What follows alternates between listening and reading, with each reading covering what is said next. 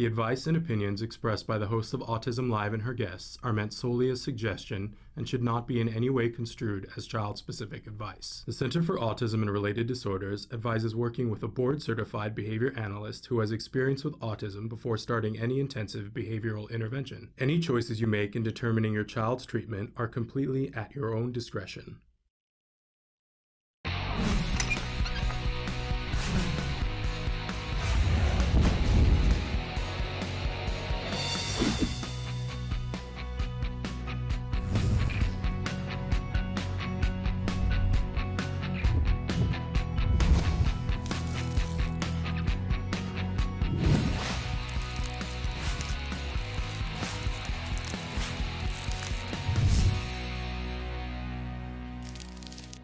Good morning and welcome to Autism Live. We want to wish everybody who's watching a very happy Veterans Day, and we want to encourage everybody to honor and celebrate a veteran in your life today. We're going to be doing a salute to veterans in just a little while, but we welcome you on Veterans Day. I know some of you are at home today. Some of you have kiddos who are at home at school, from school today, and so we welcome all of you. We are coming to you live from the Warner Center in Woodland Hills, California. We're in Tower 1 of the Warner Center. This is the new home for the Center for Autism and Related Disorders. It's the new home for autism-live. Our studio is on the 18th floor. Let us know if you're going to be in Los Angeles. We occasionally give tours. I'm just saying. Thrilled to be here with you this morning. You know, it's a Wednesday, and normally we have a set schedule on Wednesday, and today we're shaking it all up because it's Veterans Day. We also want to tell you on this wonderful, crisp Veterans Day that an update about Nancy Alspaugh Jackson and her husband, Reed. Reed continues to be in the hospital and is fighting the valiant fight, and we ask for all of your prayers for Mr. Reed Jackson, who is in fact a veteran. Nancy will not be with us today because she's where she needs to be, which is with her family and with her husband.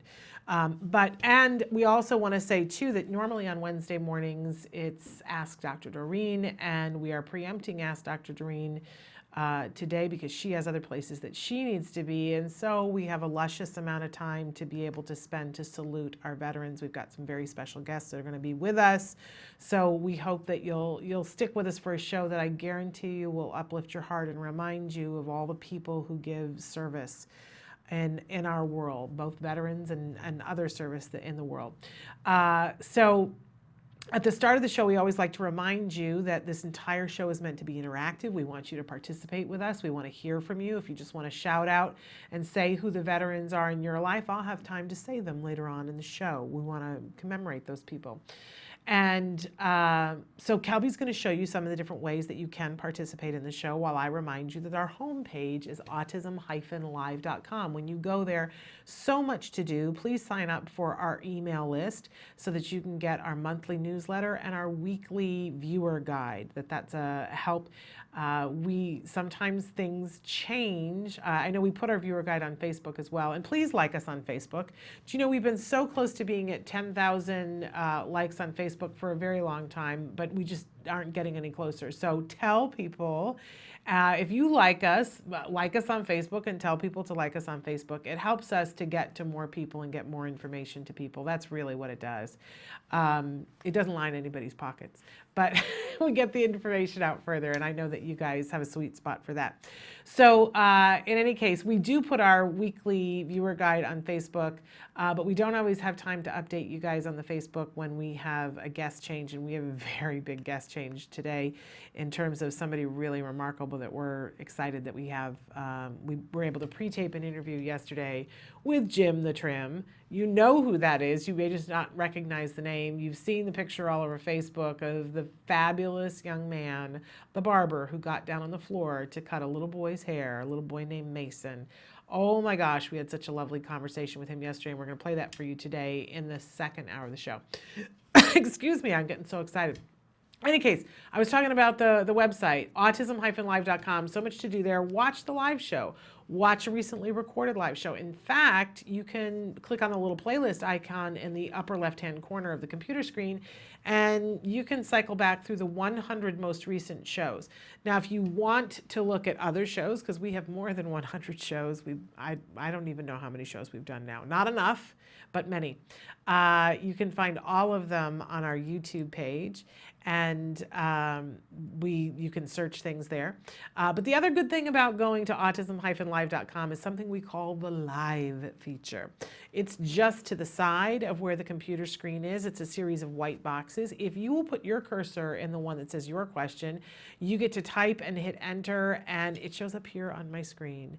And you and I can have a conversation, which is truly a lovely, wonderful thing that comes with technology. But even better than that, you can have a conversation with our guests and with our experts, which is a really fun thing. They enjoy it, we all enjoy it, and hopefully you do too. It's free. You don't have to log in. There's no password. There's no username. There's no typing the funky little letters that are doing all kinds of things that you can't figure out. Is that an R or is that an M next to an R? Who knows, right? You don't have to do any of that. It's instant gratification, shows up here. It's free, it's anonymous. If you share personal information with us, we don't share it with the folks at home. It's a good deal, right? Can't beat free. Okay. We always like to remind you at the start of the show, though, that while we have many guests and experts on the show, I am not one of the experts. I'm an autism mom who cares deeply about all of you because you're part of my tribe, and I want to help you to get to the progress that is substantive in your life, and that's different for everybody, right? If you are a parent, a teacher, practitioner, an individual who's on the spectrum, or just somebody, not just, I mean, that makes it sound like a small thing. If you're somebody who cares about somebody, loves somebody who's on the spectrum, you're a part of this tribe, you're a part of this community, and we welcome you to participate with us. Ask your questions, learn what you can, and let us know what you know, which is a good thing. All right, si se puede, right? We can do this. We hold hands all together. Okay, we like to start every morning with something we fondly refer to as the jargon of the day. This is when we take on one word, one phrase, one acronym, and we try to figure out, excuse me, what are those people talking about? What does this have to do with me? And how can this help me? Because I don't have time to spend on things that don't help me, right? Can I get an amen? So today's jargon term, it's a doozy. Manned frame. What? Doesn't it sound like something you would buy at a Renaissance fair? A manned frame. It's either something that you can embroider on or play a ukulele on. I don't know, right? And as an autism mom who's underslept and sometimes overwhelmed, why would I care? Well, let's see why we care.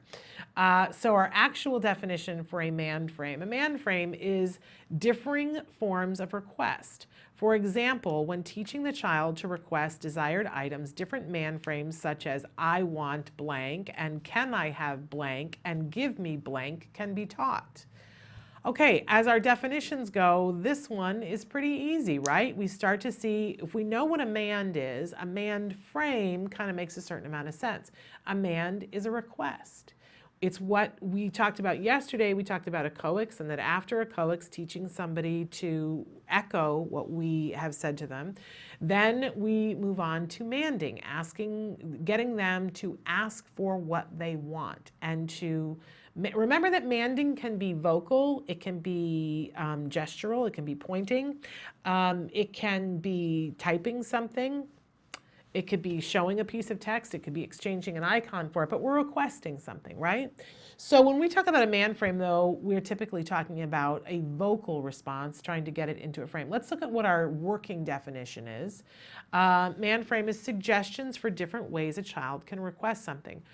I was just talking this morning with a group of therapists and talking about our story, and when my son was first diagnosed with autism, the developmental pediatrician who diagnosed him, I asked her, should we do ABA? And she point blank said to me, oh, no, don't do ABA. And I said, why ever not? And she said it would turn him into a robot. And I said, but won't it help him to speak? Because he had lost all function of communication. And she said, no, it won't. I mean, he will speak, but he'll never understand what he's saying. And there'll be a rote way in which he says it, and it will sound like a robot, and he won't really understand what's happening. Well, she was wrong. She was wrong. Like, how many words can I come up for wrong? Wrong, wrong, wrong, wrong, wrong. Because my son speaks and understands exactly what he's saying, and he doesn't do it in a robotic way. But part of the reason why he doesn't do it in a robotic way, and there is variation in his speech and variation in his tone, is that he had really good quality ABA. And good quality ABA calls for generalization, which means doing things in such a way that people can do them wherever they are. And that we switch things up, that we're not learning them by rote, we do things in different ways. So even when we're teaching MANDs, we want to teach them in different contexts and with different words. So there isn't just one way of asking for a cookie. That the child, we might start with cookie, right? That's just asking for a cookie. And then we work our way up to cookie, please. And then I want cookie, please. Eventually, can I have a cookie, please? I would like to have a cookie, please, right? How many different ways are there to ask for a cookie? And it's important that we don't just settle on one of them. Maybe we start with one, but very quickly we want to go into different varieties of it. I think a lot of times people misunderstand when we say we want to isolate a skill and we want to give multiple opportunities and give feedback. They go, oh, well, multiple opportunities, then we need to drill it and do it one way and one way only. And that is incorrect. We want to start with one way until the person is seemingly getting it, and then we want to switch to as many ways as possible, because that's how we really get to the desired effect, which is a child who understands language both expressively and receptively. And by the way, I said child. This is for everyone.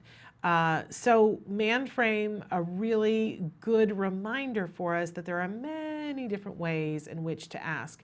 And sometimes the way that we teach this kind of a frame is by giving a part of it. So if what the child has been saying is cookie, then we would start saying, I want, and then have them say cookie. And then eventually we would say I, and the child would fill in want, and we would say cookie. And then maybe eventually, we say please, and then they echo us, please. Then eventually so that's a prompt. Eventually we might just give them a gestural prompt. We do this all the time, don't we, moms and dads? That our child says, can I have this? And we raise our eyebrows, and they know, oh, I'm supposed to say please. Right? Well, they didn't learn that the raised eyebrow meant please until we had done it many, many times, right? But this is how we lengthen language, by creating a frame and helping them to work within that frame. But there's many different ways to MAND and request. So MAND frames, they're a good thing. All right, we always have a question of the day for you, and our question today goes hand in hand with what today is. We're asking, who are the veterans in your life that you are honoring today? There are so many people that I want to honor today. I mean, most especially, of course, am honoring Reed Jackson today, who is a veteran who is in my life and is working on feeling better. So Reed, feel better. And also my dad, who served in the Air Force, and many, many relatives, my brother, who is a veteran, and many, many brave men and women who have been in my life, who have stepped up and answered the call. I have a nephew who serves in the Marines. So asking you guys, who are you honoring today?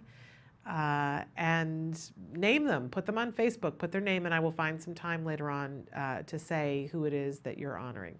It's a great, great day and a great opportunity to say thanks to people who have been of service. All people who have been of service, by the way. All right, we always have a topic of the week, and our topic this week, which goes hand in hand with our jargon, we're talking about building language. But I mentioned to you guys yesterday that I'm not just talking about building language in an individual who was diagnosed with autism, building language for all of us, finding the ways to get all of our needs met. How do we say to the teacher, my child needs this, right? How do we express to the mother-in-law, the way you're saying that is not helping our family or our child? How do we express to the people that we're going to put our shoes under the same table with for Thanksgiving dinner? It would be good if you didn't call attention to the fact that my child is eating something different than you do, or eating it in a way that is different, because we're not working on that right now. We're working on other things, right? How do we build our language skills, all of us, including our individuals who are on the autism spectrum? How do we get to the good stuff? To be able to communicate our needs and to be able to hear them, because that's the other part of language too. There's expressive and there's receptive. We need to be able to hear. We heard yesterday from Lamar Hardwick, an amazing pastor who has recently been diagnosed with autism, and how he came to, if you didn't see when we talked with him, you should really watch that interview. But it was fascinating to me how he began to realize, oh, maybe I need to go get a diagnosis, because people were, he was taking place, workplace event where people were writing comments about him. Everybody had to write comments about each other. It was a structured event, but people were writing things about him, and he listened. He listened and said, okay, why is that the case with me? And that's remarkable. I thought everybody was this way, but that led him to get a diagnosis. And in his words, he said, and as a result of that, I got to meet myself for the first time. So building language in all those different ways, excuse me, so beneficial. To that end, our very special show today. In just a few minutes, we're going to be joined by the fabulous Amy Zhang. If you have not met Amy Zhang before, my goodness, are you missing out? She is the incredible young force behind so much that happens at ACT Today, an amazing organization that we love. And she's going to be here with us helping to celebrate and salute our veterans, and talking about, in particular, autism care and treatment today for military families, because military families have a lot to deal with anyway, but when you put autism on the plate as well, it creates even more challenges. And one of the things that ACT Today has done is tried to lighten that load for many military families. So we're going to be talking about some of those families and some of the challenges that they've overcome, and some of the ways that ACT Today has been able to help and support them. And we want to give you guys a mission for how you can help support those families today and every day. So we're going to be saluting our veterans a little bit later on in the show. We have licensed and marriage family therapist Vince Redmond. He's going to be with us. And then we're going to debut the interview that we did yesterday with Jim the Trim, the fabulous barber who was willing to take time with a little boy named Mason. And it all culminated with Jim the Trim getting down on the floor, being on his belly, getting that haircut. We've all seen the picture, but now you want to hear from the man, the gentleman, the autism superhero who got it done, and what his plans are moving forward, how this has ignited a fire in him, and why he wants to help more individuals on the autism spectrum, and how he's planning on doing that. So that's later on in the second hour. But first, we're going to take a break. We're going to welcome Amy Zhang in, and we're going to salute some veterans. Stick with us.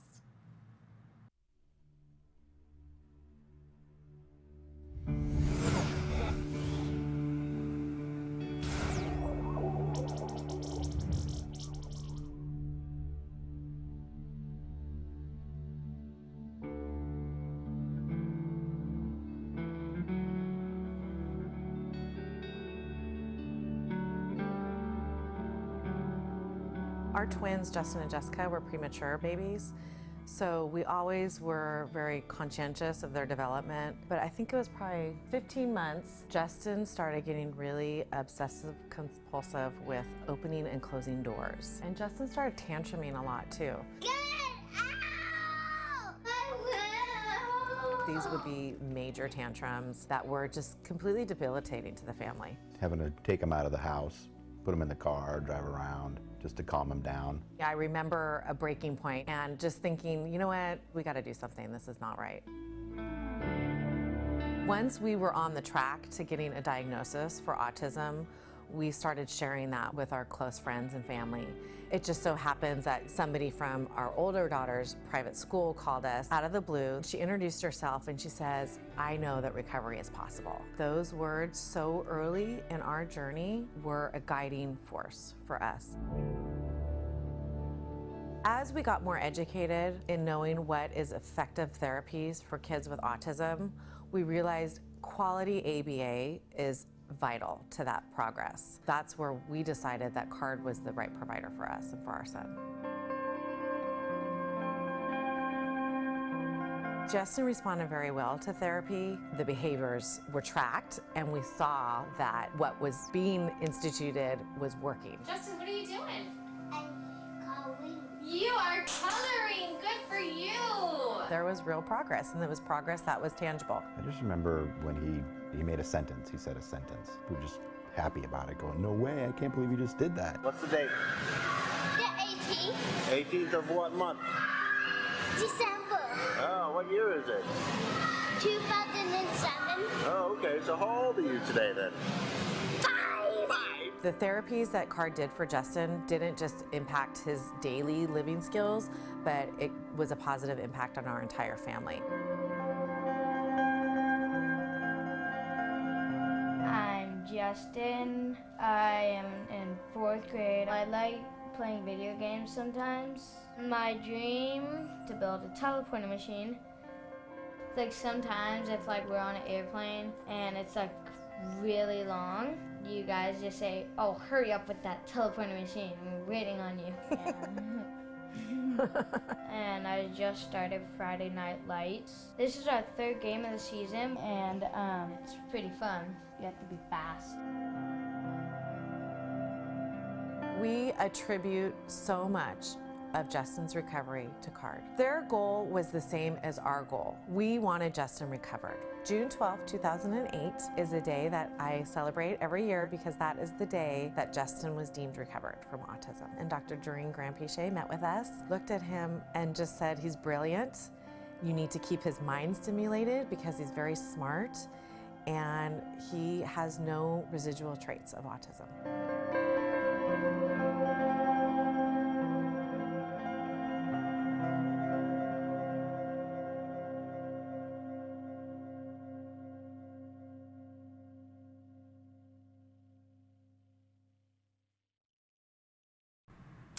Welcome back to Autism Live on this very special Veterans Day edition of the show. Joining us right now live in the studio, one of my favorite people, a young woman that I respect and admire so much. Amy Zhang is here with us. Amy is the amazing miracle worker behind so many things that happen in ACT today. You really are a force to be reckoned with. You are a tiny little thing and a young little thing, but Amy is a force to be reckoned with. I know many of you, if you've called ACT today, you get Amy on the phone a lot of the time. And Amy moves mountains and makes miracles happen. So thank you for joining us and being here with us today. Thanks for having me, Shannon. And just so you guys know, when you send grants in to ACT Today, Amy is, you're not the only person because you now have a little bit of help and support, but Amy is key central. Those grants would not happen without Amy. So she's the person that you want to thank when you're the recipient of those grants. And you are Nancy's right hand in making everything get done. Denim and Diamonds was amazing, and I know you work yourself into dither to get that pulled off. But Amy's here with us today to help us to celebrate our veterans and to salute them and to remind everybody that we want to salute all veterans today, but in particular, there is a group of veterans that are very near and dear to our hearts because they have children who are on the autism spectrum. And that's a particular challenge, isn't it, Amy? It is. I mean, just having children, special needs kids, that's hard enough. Yeah. Or being a military family with no special needs kids, that's also hard enough. You're dealing with deployments, you're dealing with having to relocate every, few years. When you combine the two, I mean, how does a family do that? Yeah, and I don't think any of us truly knows how you guys do what you do, but you do, and we really want to thank you for that. And more importantly, ACT Today tries really hard to support you. We do. We want to help. We know that When families move, a lot of times they're just back at the end of a wait list for services. We formed Act Today for military families to sort of bridge that gap, to kind of help where insurance maybe isn't helping, or when you're kind of on a wait list and you need to pay out of pocket. Some military families can't afford that, so we try to do what we can. We love that there's insurance reform, and TRICARE covers more things now, because that is the main insurance that covers things for military families, and we are thrilled that TRICARE is working so hard to figure out what is the right way to do it. But it still, as you said, means that there is a copay, and I think for all of us, the copays are daunting when we're talking about autism. But here's what I want all of you to know about what the difference is for the copays for the military family. If you or I have a copay for our child and they're coming to the home, we're bringing them to the center, and we've agreed to pay the copay, and we get the bill, and we don't get it paid right away. A lot of times ABA providers will work with us to try to figure something out, right? For military families, if they get behind in their bills, it is not even a question with the ABA provider. If a military person gets behind in their bills and it is in any way reported, that is a court-martialable offense. That it literally can make them lose their standing, lose the ability for promotions, can lose their job, and affect them forever. So we don't ever want families in a position where if there's a copay, they're having to choose between their job, eating, and not getting treatment for the child. If we can possibly help to support a family so that that is not the equation, that's an important thing to do, and that's one of the many things that Act Today seeks to do. Right, absolutely. And also, a lot of times we get letters from families that have moved to a new home because of relocation, and their new home is now not fenced, and they live on a busy street or whatever it is. So, we're very happy to be able to give safety fencing to a lot of these families. Yes, and it's really dire when we talk about autism, and sometimes people that don't know better say, well, I feel for all the people with autism, but, I give my money to pediatric AIDS or something like that. Those are, all good causes that people, when they say to me, and I do that because autism isn't life and death, that's when I stop them and say, I need to re-educate you on the fact that in a lot of cases, autism is life and death. When children wander, the number one cause of death for children with autism is drowning, and it's because they were able to wander and get near a pond or a lake or a swimming pool. So fences make the difference of whether autism is a life and death issue in a lot of cases. And for our military families who are forced to move, as you said, sometimes every 2 years and be in new situations, the fencing becomes a very real, often insurmountable challenge for them. So fabulous. And many more challenges, probably more challenges than we could list in the 2 hours that we have. But I want you to know, now we've listed all those things, and you might be thinking, okay, I feel so overwhelmed, there's nothing we can do. That's not the case. And each and every one of you has something that you can do. Amy, I know you've got a new project for Act Today. Talk to us a little bit. Well, Act Across America has always been, that's actually how Denim and Diamonds started, was in 2007, I believe, Nancy did an Act Across America where you host your own friend-raiser, benefiting Act Today or Act Today for military families.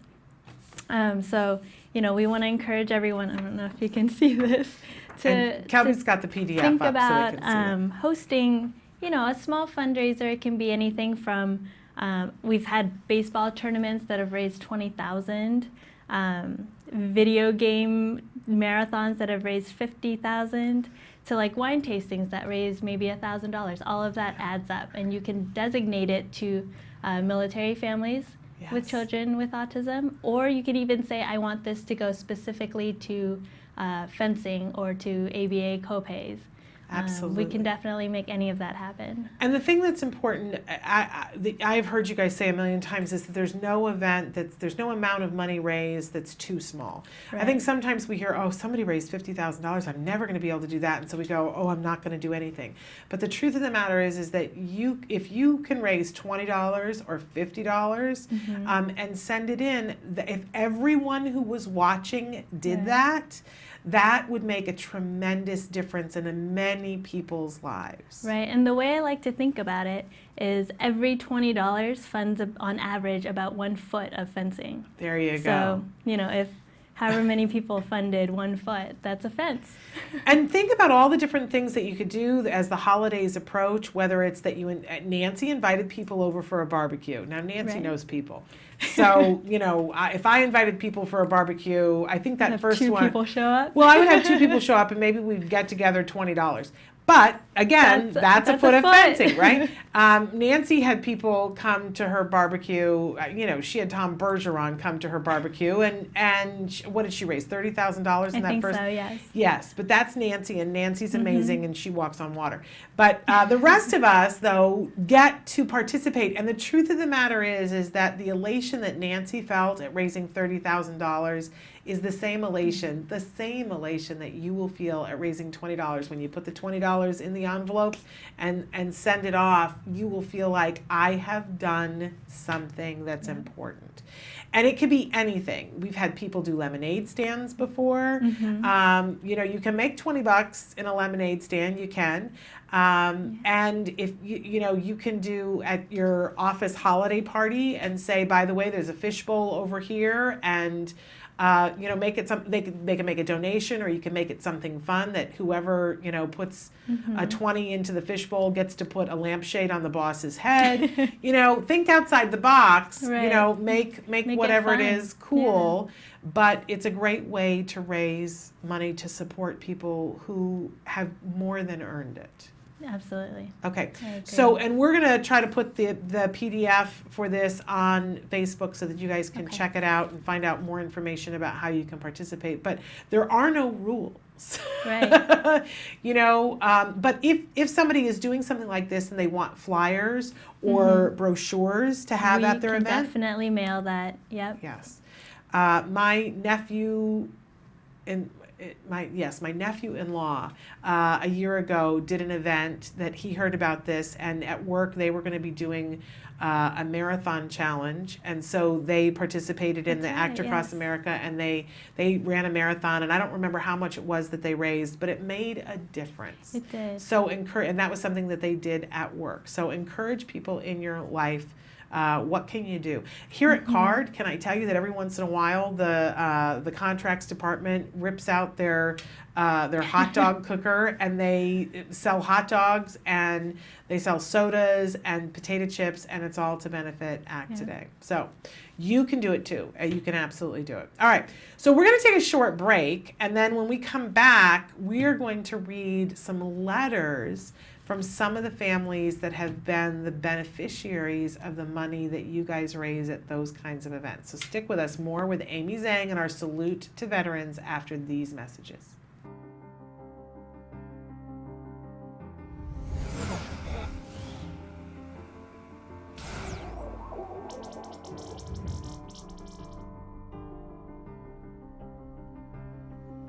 Torin.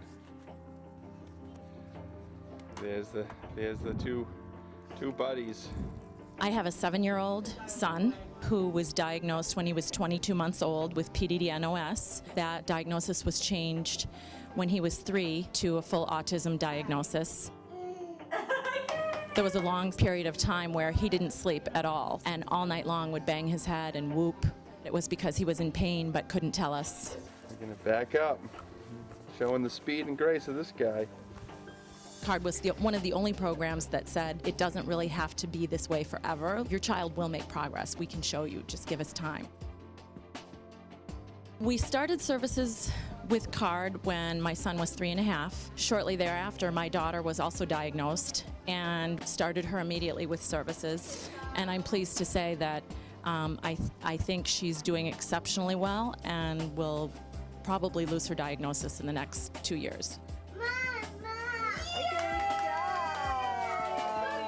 We started with 3 therapists with my son, and he had actually a 46-hour program. And thankfully, through some of the behavioral training that CARD helped us with, he is back in school. 1 + 9 = woohoo!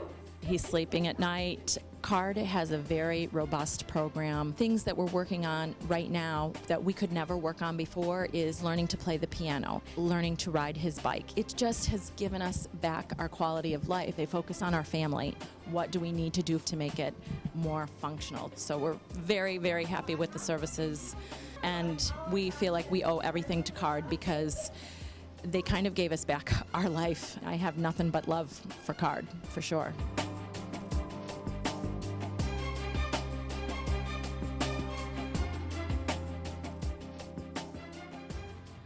Welcome back to Autism Live and to our very special Veterans Day show where we're saluting our veterans. With me right now in the studio is the fabulous Amy Zhang from Autism Care and Treatment Today, or ACT Today, as we like to call it, the shortened version.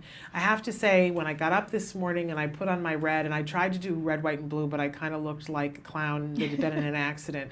So I decided that I was going to wear red, and I meant to text Amy and say, if you could wear blue and white, that would be great to juxtapose, so together we're red, white, and blue. I did not send that text, and look at what Amy wore, because she's brilliant and fabulous. Brains are synced. We had the Vulcan mind meld going on. So Amy is here with us today talking about our military families, that in particular, because we're a show about autism, we celebrate all veterans, but in particular today we want to talk about the plight of and the courage of our families that are military families and veterans who have children who are on the autism spectrum, because it's a very specific thing and they deserve and need our support. Right. And we wanted to read some letters, they're very emotional letters, from some of the families that have gotten grants that are military families. So do you want to take the first one, Amy? Sure. And this is from Timmy's family. Mm-hmm. And we have a picture of Timmy's family that at some point Kelby will show you as well, them with their horses, which is lovely. Mm-hmm. Timmy's dad was an active duty Marine Corps service member when they applied for this grant. Okay. They wrote, "Hi everyone at ACT Today. I apologize for not writing sooner. My husband has been away for military exercises, and so my hands have been really full. I just wanted to let you all know how extremely grateful I am to your organization. The grant you gave our family has been truly amazing. Because of the grant, my son with autism, Timmy, has been participating in therapeutic horse riding. He absolutely loves it. The growth he has shown through this program has been remarkable. Timmy's confidence, balance, attention, and social skills have all been improving. His time with the horses has been so precious and valuable for Timmy and our family. We would not have been able to afford this program. Thank you all so much for making this possible. Forever grateful, Timmy's family." Really wonderful, and it points up a really important aspect of ACT Today and ACT Today for military families. For those of you who aren't familiar with ACT Today, you can go to act-today.org to find out more information. But they are the only national organization, charity, that gives grants to families for what families ask for. Yes. So there are many wonderful organizations that, that just do iPads. And iPads are wonderful, but not all kids need iPads. Right. Some kids need an interaction with an animal that's like a horse. Other kids need a trampoline. Other families need copay help. Yeah. The needs are as varied as the community. So ACT Today, this is a lovely example of just one of the many areas of grants that they give. Moving on to another letter that we have here, that the dad is active duty Army right now. And there's a lovely picture of, this is, let me just tell you, Kelby, which I don't know what the name of the family. Sophia's family. And they've got a lovely picture of them on the porch welcoming dad home. There it is. We just want to take a moment to thank ACT Today for your generous grant to help our daughter Sophia purchase a service dog. Sophia has high-functioning autism. She struggles with anxiety and long self-harming meltdowns. She has always had a special love for animals, and we realized quickly that having a dog with her not only reduced her anxiety, but cut her meltdowns from hours to minutes. I knew instantly that raising money for a service dog is what we had to do, not only for Sophia, but for the betterment of our entire family. This grant gave us the opportunity to purchase a service dog. Already having Scout in our home has been a game changer. He walks her to the bus each morning and gets her from school each afternoon. She went from never wanting to go to school to giving her dog a hug and heading right on the bus. Her meltdowns are becoming shorter, and she is able to regulate her emotions. When she's upset and starts to feel overwhelmed, she and Scout find a corner and just cuddle. It's really amazing. For the first time in a very long time, I feel hopeful. See, I told you I was going to cry. We have the box of, Kelby was going to move the box of Kleenex, and I said, don't you dare. I know that because of ACT Today and our new dog Scout, our next PCS move won't be nearly as hard on our sweet girl. I know that now we may just be able to make it to a dance class without a meltdown or leave the house without anxiety. I cannot tell you just how grateful I am for everything ACT Today has done for our family. Your grant has and will continue to change our lives. You have given me a peace in my heart that I never had. This comes from the fact that I know my daughter has a companion and best friend. Friends don't always come easy for my sweet girl. Moving sends her into an anxious mess, and often daily life is just a challenge. It is so amazing when we get to see these things come to fruition and the difference that it can make.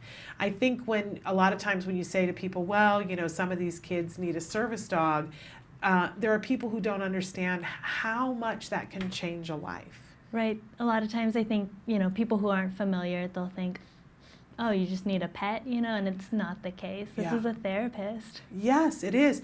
And a companion and a friend, as she says. Mm-hmm. And when you think about the anxiety for adults, if you had to move every 2 years and do things over and find new friends, that would be hard for anybody. Right. But for a child on the autism spectrum that has challenges specifically in that area, you know, of course it would cause a meltdown, but this is a centering point, a dog, that gives her comfort, that she knows wherever she goes, dog goes with her. Right. A really amazing thing. And those dogs have to be trained. They can be quite expensive because of the hours that go into training them. Now, our next letter is a family that just sent you a picture of their brand new fence. Yes, their fence just got built over the weekend, so we're very excited about that. Amazing, and I must say it's a beautiful fence, beautiful family. Do you want to take that one, or you want me to read it? You can take that one. Okay. This one is not a thank you letter. This was their actual request for a fence. Fabulous, and thank you for reminding us of that. That it's important that people know anyone can make a request of ACT Today. There are different grant times during the year. When there's one more left this year, is there not? This year is over. This year is over. It will open back up on January 1st, and the deadline is January 31st. So you have the entire month of January to get your application in. And it's a lengthy application. I want people to know this. This is not just, you know, people, you know, say, hey, I'd like a fence. There are many things that go along with this.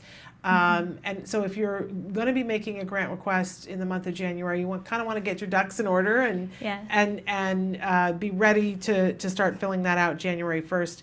And many times, people do not get a grant in their first request. Right. In fact, that is far the norm. When you put in a grant request, if you put the grant request in January, it not only qualifies you for that grant session, but for the following grant session. Right. If you're denied, it automatically gets forwarded to the second quarter, to the next quarter. Yes. So you get two chances without having to redo the entire application. But if you don't get a grant in either one of those quarters, you do have the ability to ask for a grant grant again in the third quarter, you can Right, keep you asking. can reapply. Mm-hmm. Yes, and it's so important when you send your information that you write and tell Act Today what your issue is. So we want to read to you what one family, their request, and you'll begin to see why the request was granted. Right now, we need help putting in a fence around our pond to keep one of our sons safe who was recently diagnosed with autism. We got our home before we knew. He has already been through so much, but we can do this. Money is very tight right now, but we are very grateful for our family, but we are also scared of our son running into the pond. He tries every chance he can. Here is a reflection of my family, and thanks for your time. At last, a moment to breathe and time to reflect. Chaos ensued when my husband was injured in Iraq by a roadside bomb. In a single breath, life as I knew has changed. Once a strong, standalone man who can do anything for me needs my help now. He now faces a physical and emotional pain most of us cannot even begin to understand, not even me. A few years later, I was attacked and my back broken. Now it is healed, but I am left with emotional scars. He was there to hold my hand. We had one more huge trial to face when we found out we had twins on the way. Wow. Something wasn't right at 29 weeks and they were born. And they were born so that the twins and I wouldn't lose our lives. I have another son I must live for as well. Once home, the smaller of the twins' heart stopped. He was resuscitated in the NICU when we learned that his heart did not look so good. Then the longest hours of our life ensued, when machines pumped our son's blood for him while doctors moved as swift and gentle as they could to give him a new life. Time passed, then our son looked up at us and said, "Mama." He was then diagnosed with autism, but he can dance. Now my son dances through all the pain, fear and doubt, love and kindness. It has held my family together. So an amazing family, both of the mom and dad having gone through so very much. Yeah. Then A lot of struggles. the dream of having children, having twins, going through life-threatening issues with the twins, and now an autism diagnosis. But the amazing good news is that this story is not going to end with the child in a pond, as we hear so often. That is a very real thing. We see the picture and see that the fence is there. Yeah. And that's an amazing thing.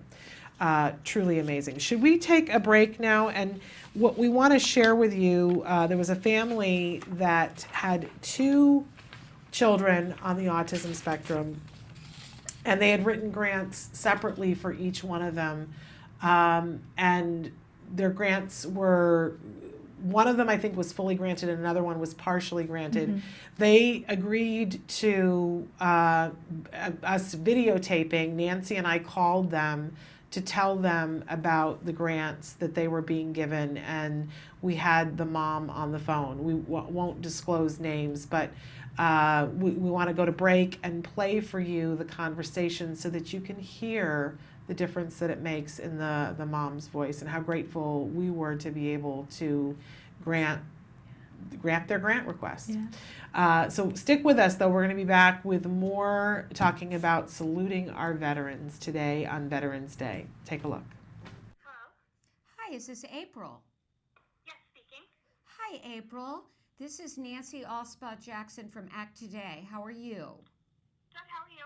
I'm very good. And I'm also here with Shannon Penrod, who is one of our board members and on the grant committee. I know your husband, he's the recipient of 2 Purple Hearts. Is that correct? Correct. And he was in the Army, he's been in the Army for 12 years with multiple deployments? Yes. That's has to have been hard on you with 3 boys 2 on the autism spectrum and another one with other delays. I can't even imagine. It was, but his injuries were sustained early on in his career, so we kind of just look at life as you take a day at a time, and it could be worse. Our children may have autism, but they're healthy. Well, I just want to say I think you're awesome parents. I wanted to personally call you. Shannon and I wanted to personally call you. And we looked at your grant request, the committee did. Now, you have a son named Wyatt who is an eloper and a roamer, and you've asked for fencing for him, right? Yes, we did. Both Wyatt and Gavin are both roamers. Okay.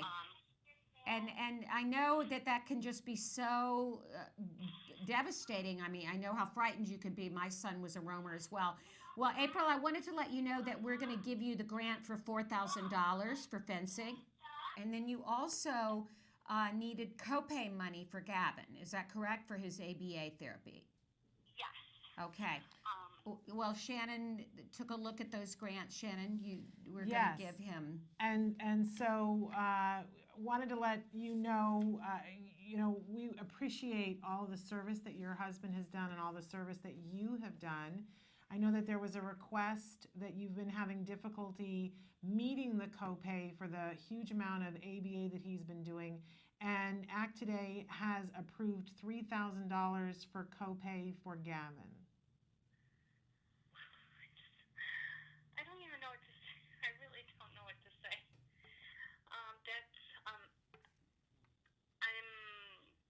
I'm flabbergasted. I really don't know what to say.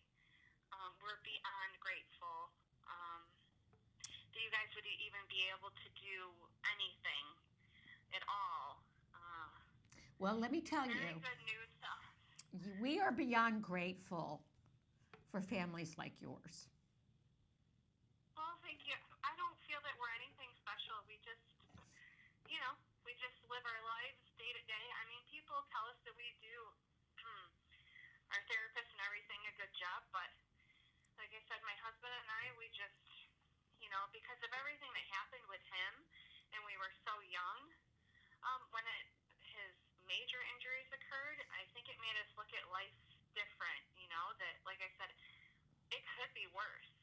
People complain about trivial things, but it can always be worse. So you have to be grateful for what you do have. Well, will you please thank your husband for his service?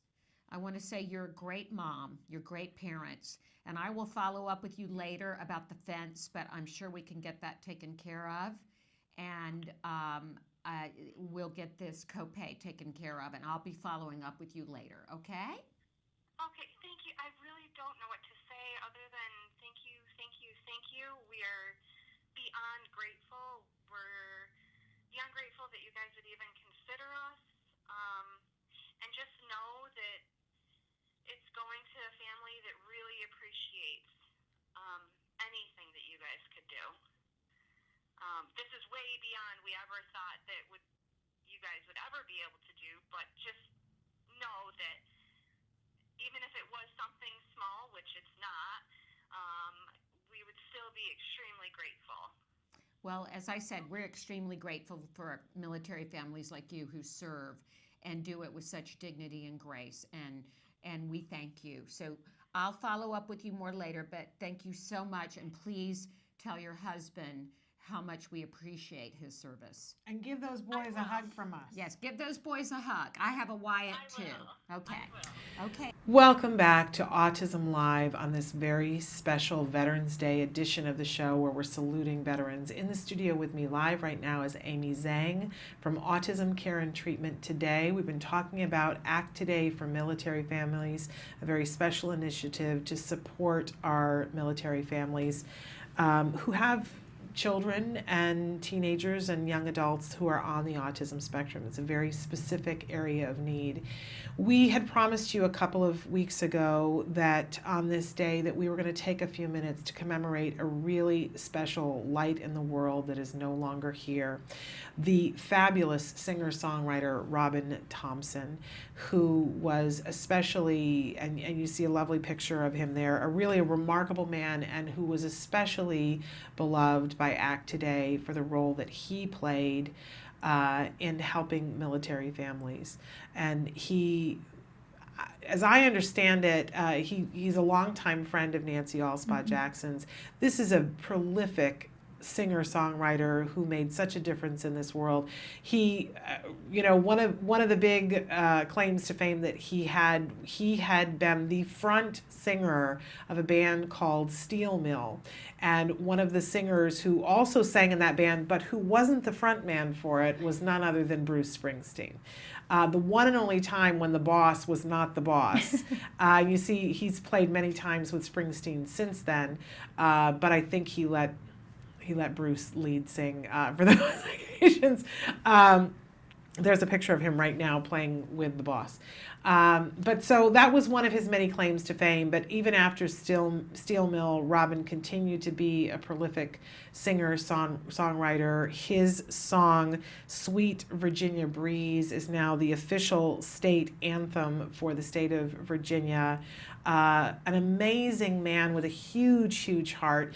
And when Nancy Alspaugh Jackson had a chance to meet with him a few years ago, they were talking about Act Today for military families, and she said to him, he said, "What do you need?" And she said, I need a song. I need an anthem. Mm-hmm. And that really has become the anthem, has it not, Amy? It has. It played in the background of our PSA on Fox Networks.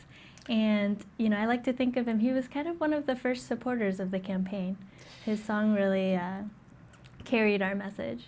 Wonderful, wonderful man, and unfortunately, last month lost his very long battle with cancer, and we give our condolences to his family. But we salute Robin on this day and for everything that he did for everyone, the music that he played. If you haven't heard his music, you're going to get a chance to hear it because we're going to play a video that features maybe tomorrow in just a second. But I encourage you to go on iTunes and take a look. Robin Thompson, gone way too soon. Take a look, maybe tomorrow.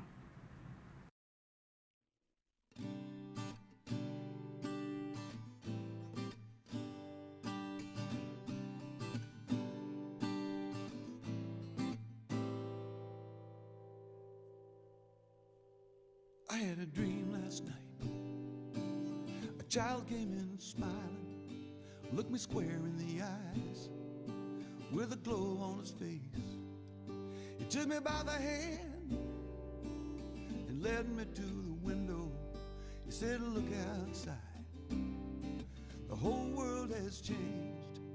Then I woke up alone in the darkness, ran to the window, nothing but rain. I tried to close my eyes to bring back the feeling. Couldn't for the life of me make it come back again. Maybe tomorrow things will be better. Maybe tomorrow somebody will open all the doors. Maybe tomorrow the sun will start shining. Tomorrow's the day we've all been waiting for. Wish I could call you up on the telephone just to let you know what's going on here at home. Had some good days, had some bad ones too. One thing for certain, we're both missing you. Maybe tomorrow things will be better. Maybe tomorrow somebody will open all the doors. Maybe tomorrow the sun will start shining. Tomorrow's the day we've all been waiting for. I know you God knows we're in a battle zone. Well, I'm fighting the war back here, and I'm fighting it all alone. The only reason I'm not losing my mind is that maybe tomorrow, maybe tomorrow, maybe tomorrow things will be better. Maybe tomorrow somebody will open all the doors. Maybe tomorrow the sun will be shining. Tomorrow's the day we've all been waiting for. Tomorrow's the day we've all been waiting for.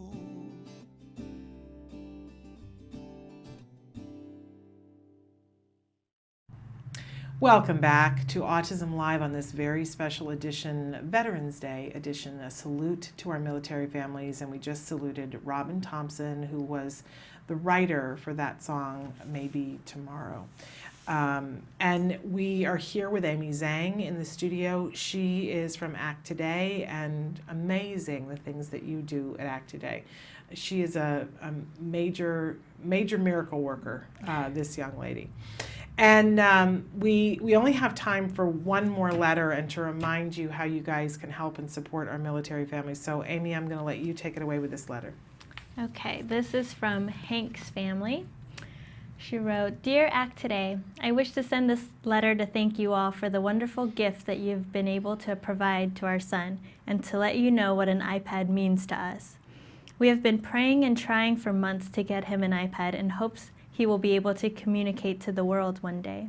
Our son just turned 5, and still to this day he has never spoken a word to us. As parents, you don't realize how important communication is until you see firsthand the frustration from your child when he can't tell you what he needs or wants. My wife and my heart breaks when this happens to him. You like to help your child, but you don't know how. With this iPad, we will be able to teach him a program that allows him to carry a conversation with us one day. We can't thank you enough for this. Really remarkable, and you could see the picture of him then playing with his iPad. And I say playing, and that is the wrong word, because these are not toys. They're tools. They're tools, and what they come with. You have apps in them to help them facilitate language. Mm-hmm. And to be able to speak. They come preloaded with those, but that's my bad, because I'm used to saying playing with the iPad, but these are anything but toys for these kids. They are life-saving. They are a way for them. It is their voice.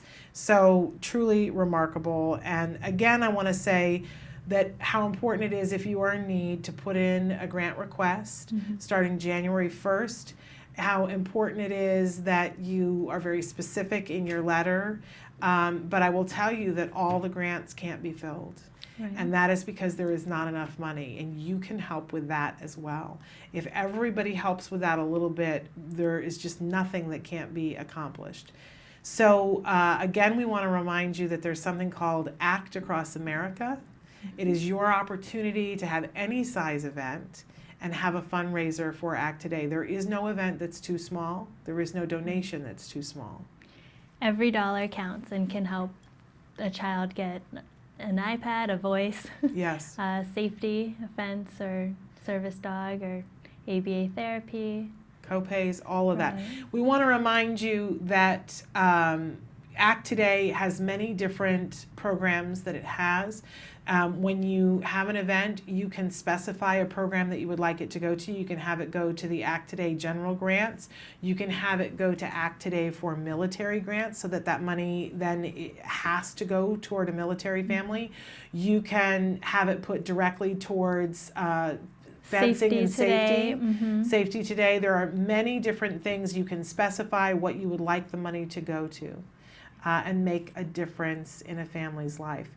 We thank Amy so much for all the work that she does on a regular basis, because you are a wonder, my dear. And she's helped so many people, so we thank her for continuing to do that.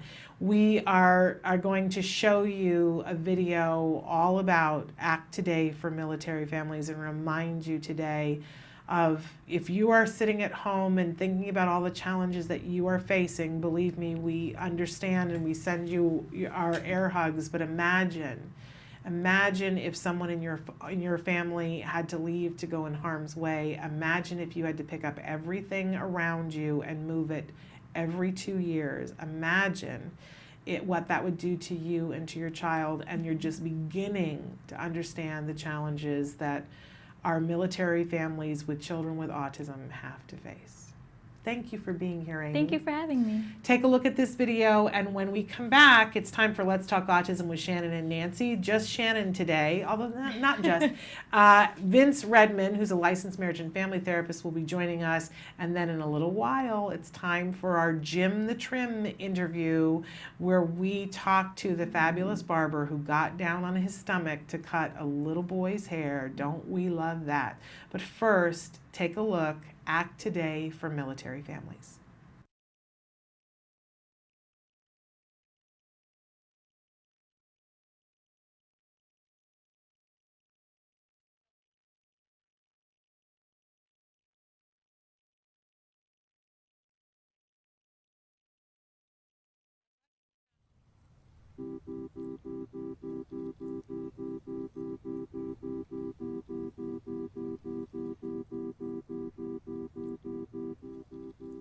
When we found out that Christian had autism, it was a little heartbreaking. As a parent and watching your child grow, you see that they're doing things that they shouldn't be doing, that typical children don't usually do. And in your gut instinct, you know there's something wrong.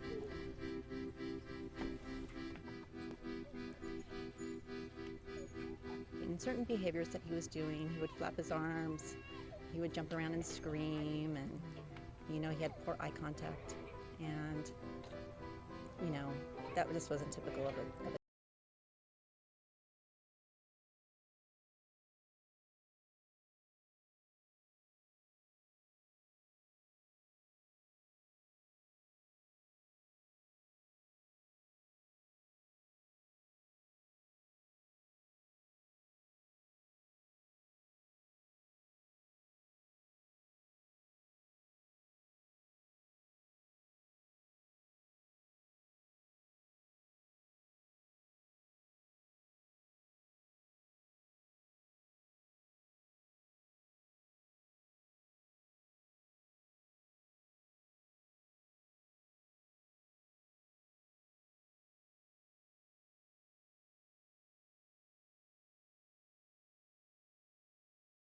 We have a lot of people say, you're lucky, you have insurance. Oh, and you get it for free. It's never for free, for one thing. My husband does have to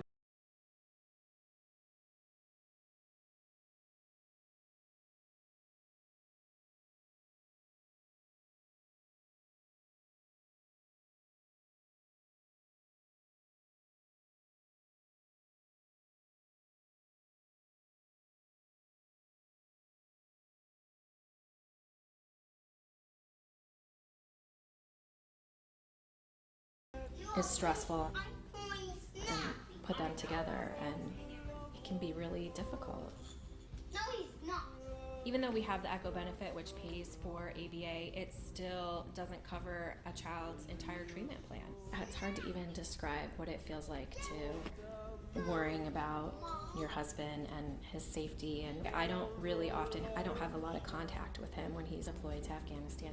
Whether you're a military mom or not, to have a child with autism, it can be really difficult.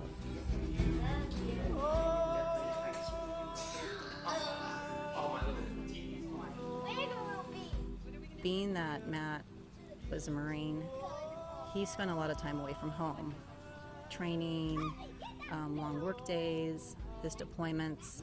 It almost left me in the position of, being like a single parent. Matt retired in December of 2010. The service member, once they retire, they end up losing the benefits of having ABA therapy. So we were now forced to have to find other means of continuing Christian's therapy. I was going to find any way to be able to continue it. To go without it wasn't an option.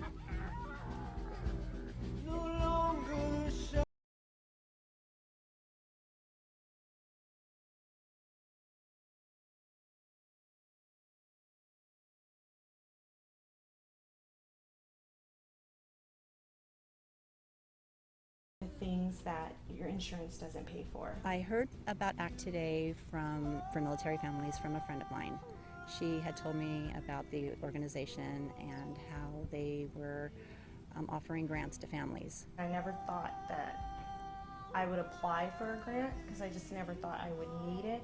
I wanted him to have a summer social skills group because I really thought that was important for him to learn to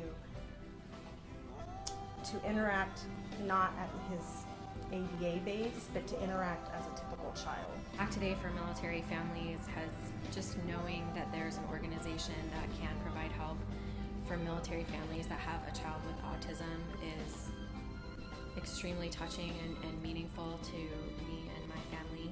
I just waited for that day when they would be notifying families. So I called and they ended up looking and they informed me that he had received the grant, which was like a blessing from above. I was just like speechless. I just started to cry because, you know, without it, we would have been lost. For me, having a child with autism has been a learning experience, and Christian has taught me so much. He is so willing to learn, and because of him, I've taken the word "I can't" out of my vocabulary because I tell him that he can, and he does. Change can happen, and that it's possible.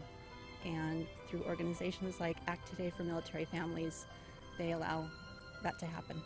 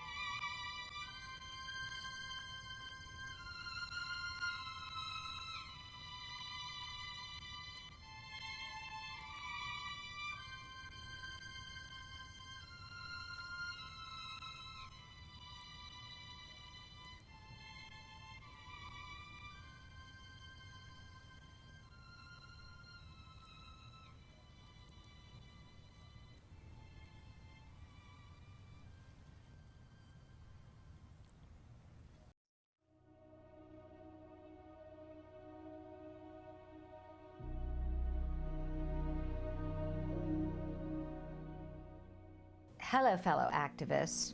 In our last segment, we talked about step number 2, educate yourself. Step number 3 is get support. Now, any journey can feel overwhelming if you feel like you're walking it alone. Well, you're far from alone, because with 1 in 50 kids diagnosed with autism today, there are a lot of us out there. Of course, there's always the issue of financial support. Now, there's a handful of organizations out there that offer financial support to families in need. Act Today, or Autism Care and Treatment Today, is one of them. Visit our website at www.act-today.org to find out more about our grant process. I want to talk about a different kind of support today, emotional support. Now, you can get that from other travelers on this path. Some of the best advice I've ever received is from the moms of other kids with autism who went to school with Wyatt or were involved with programs with him. Then there are the pioneers. These are the families that have gone through this years ago, and there was very little information out there. All of these people seem to have the desire to pay it forward. Now, one of them, Lisa Ackerman, who is one of my mentors, started an organization called TACA, Talk About Curing Autism. She actually took the concept of mentors and support groups and made it available to everybody. You can go to their website, talkaboutcuringautism.org, to find out more. During the first and most difficult year after Wyatt's diagnosis, I wrote an email to close family and friends, letting them know what was going on and the challenges our family was facing and why we dropped out of sight. I was amazed at the outpouring of love and affection and all the help I received from that email. First, you have to be vulnerable. You can't be afraid to ask. Try this out. Could you cook me a meal? Are you going to the market? Can you pick me up a few things? Could your kids play with my kid and make them feel included? Or can you come over and clean my house? Well, maybe not that last one, except with your best friend. And maybe the best support of all is having someone that listens, and that doesn't cost a dime. So until next time, surround yourself with the loving kindness of others and keep the faith. Welcome back to Autism Live. Normally this time of the week we're talking about Let's Talk Autism with Shannon and Nancy is not with us today.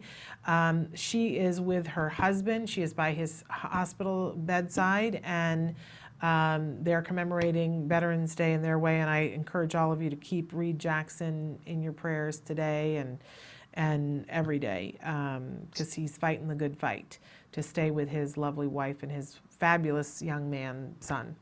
But right now, so it's just Shannon, and regrettably just Shannon, but not just that, because joining us via Skype right now, we have our fabulous licensed and marriage family therapist who's a regular here on the show, Vince Redmond.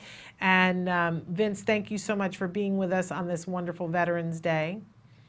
Absolutely, no problem. And again, prayers out to Nancy and her family, absolutely. Absolutely. And Vince and I were just talking before we came live. I was telling him about the fact that a little bit later on in this hour, we have an interview for all of you with Jim the Trim, the barber who got down on his belly on the floor and trimmed the hair. And Mason's had a little boy who is on the autism spectrum. And Vince and I were just chatting about what an amazing thing that is and how much hope it gave all of us. And you were saying that you feel that it's going to have a big impact, right, Vince? Yeah, and I think it will. I mean, when different service orientations see this, either it be other barbers or dentists or even doctors' offices, where our kids have an extreme high anxiety, and it's very difficult for them to go and to be able to deal with this anxiety. To have these professionals that are caring and open and willing to desensitize the kids over time, and then do these very abstract ways to get the services done. Their patience, their understanding, their caring, I hope goes worldwide, because this is the type of attention that autism should be getting. Absolutely. And honestly, we were thrilled to have an opportunity to talk with Jim, and you guys will see that. Jim the Trim, I love saying that. That'll be a little bit later on in this hour if you're looking forward to that. And he's getting a lot of attention, and I gotta say, I love it. It's hurting my face because I'm smiling so much. He's even had Ashton Kutcher tweeting about him. So we love it. We love that when people do something that's right and that helps our kids, I love it when they get that reinforcement of saying, woohoo, we all think that you're incredible. He's got moms from around the world writing him letters saying thank you so much on behalf of all of us. I just love it, love it, love it, love it. And I hope he's a leader. I hope he's a leader in the service industry for other professionals, in any profession, that are going to come in contact or come to serve, children or adults with autism, have that compassion and that ability to do what he did. And let me just tell you, Vince, it's so thrilling that you said that, because I can confirm for you that this young man is a leader. He already has a plan that he will reveal in his interview with us for an organization that he's starting to do just exactly that. So this is a stand-up guy in all senses of the word, except for when he's laying down to cut a hair. And then he's a laying on the floor kind of guy, and we love that about him. Right. But Vince, we're thrilled to have you here with us today on Veterans Day, and we wanted to talk a little bit with you about some of the challenges that face families. One of them being if you're in the military, having to be away from a child, and how a family deals with that. Our kids are so concrete sometimes, and being able to get them to understand a complex thing like mom or dad can't be here right now, even though they would like to be, it could be overwhelming for families. So we wanted to talk with you a little bit about, and for families that are watching that aren't veterans, they have other challenges where, whether it's that the dog dies or that, a friend moves away and they're not at their school anymore, or grandma or grandpa are sick. For some of our veterans, they come back, and as we just read in some of the letters that we had earlier this morning, they come back and they're injured and have special considerations. How do we help our kids on the spectrum to understand these things and to move forward with it, with them having peace and not anxiety about it? But we're looking at all the different sides, right? There's the family side anxiety, going, having veterans that are over, or active military that are overseas. And then we have the permanency issues, which you're talking about with our children, understanding at least temporary permanency or overall permanency if there happens to be a death, or happens to be, like you said, someone moves away and never comes back.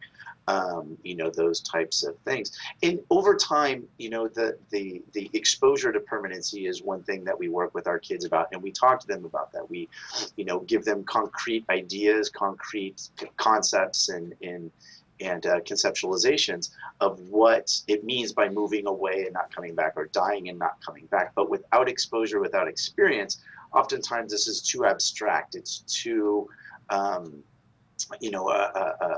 confusing of a concept to be able to really understand without exposure.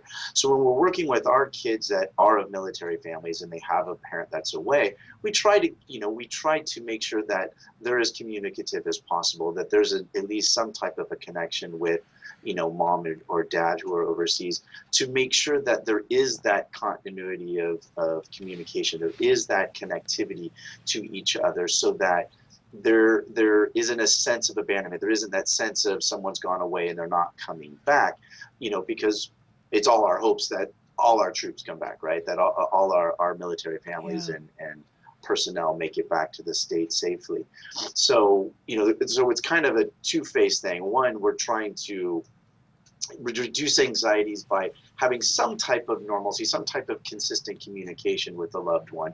So, with technologies nowadays, with FaceTime and Skype and so forth, we're able to do that a lot more than ever before. And so using that technology, it's what we've seen is some of our kids' anxieties have gone down because they do have a consistent date or a consistent time that they talk to mom or dad.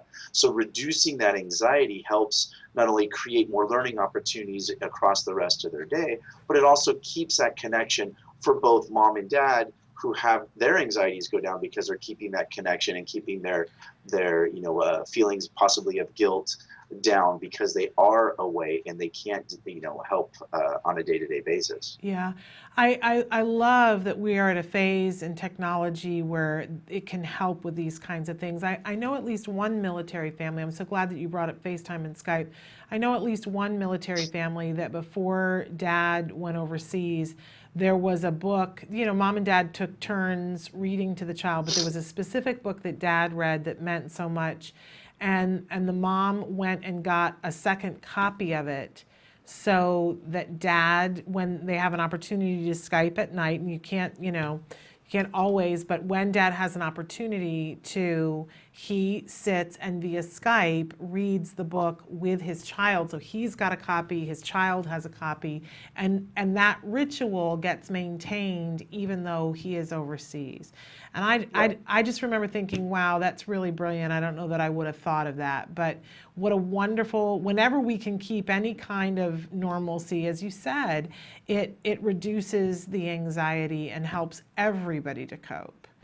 And I think, honestly, too, sometimes when you're talking via Skype with somebody, it's just like, hi, how are you? And with a child, I know that I Skype sometimes with my little grandniece, and I'm like at a loss for, well, what do we talk about next? Well, I say to her, how are things at school? And she says, good, right? And it's kind of, so having a ritual, something to bridge that communication, I think it reduces the anxiety for the call as well, so that you're not having to think of, what do I want to say next? Right. And like you said, that's a great example of reading a book, telling a story, singing songs, any type of possible routine that had been set prior to a deployment, or creating a new one, right? Mm-hmm. I know of some families that, again, have that ritual that, every Friday night they talk to dad, and they not only go through all the, day-to-day stuff like you talked about, but then they sing a song together. They do their prayers together. They, have some type of new routine that still is a family routine, regardless of the modality of communication. So they keep that tradition. So then, like you said, the child looks forward to that consistency. The child looks forward to that routine. But you're 100% right. So does the family. The family absolutely looks forward to that too, because it gives them that sense of connectivity and it reduces their anxieties. Yeah, you know, it used to be that we had to write letters, and letters are still a good thing, but there's nothing like being able to see the person's face in real time to be a comfort. But we still can do the letter writing as well, because I know that for military families that still matters and is appreciated when mail call comes and there's something there for them. So what about having the kids send their art projects and things like that? Oh, absolutely. And I don't know a single parent that wouldn't love that. You know, that wouldn't love to get a drawing from their kids, for what was going on in school. And another thing that, I know we've done internally is we're actually having our kids create more art for their veteran families and sending it, not necessarily associated to the holiday, but just being able to send them more things so that it gives them a sense of the kind of that day-to-day experience of seeing their children's artwork, of seeing their children's, school, report cards, or, their studies and so forth. And another thing that I thought of as we were talking, there's a lot of times that, families will do things prior to deployment to actually fill in some of those gaps, because sometimes they're not available to be on the phone or on Skype. So they do things like pre-record stories that are being written, or pre-record messages that can be given to their child and family as kind of fillers, just in case there's a time where they're not able to meet that commitment through Skype, or they're not able to write letters. But I do love what you were saying about us sending them as many different things to keep that keep that comfort level high. Well, this is something that you have said to me many times, is that if we give a replacement behavior that competes with whatever's happening, that sometimes we can change it. So if somebody's feeling anxious and we give them something to do, that can go a long way. And I'm thinking, even a very small child with significant delays, we can have them help us put together a care box. Even if it's just having them put things into the box and saying that we're sending this to mom or to dad, and have them make choices about what go in the boxes, baking cookies together to go into a box. When you're doing something, we all feel better, and we find that the same is true for our kiddos. I don't know why we forget that all the time, that our kiddos are like us in a lot of respects. They're different in a lot of respects too, but we feel better when we kick into action and have something to do, and so wouldn't they as well? Give them some way to be supportive. I think that's a great thing. So and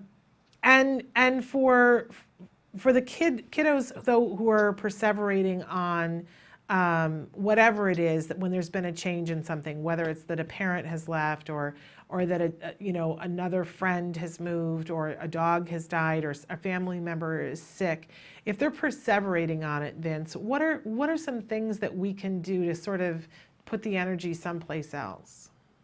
Well, and it depends on what type of perseveration it is. Is it perseverating about death? Is it perseverating about the illness? Is it perseverating about, a break in routine because the dog or the loved one can't do what they would, what they did prior to that?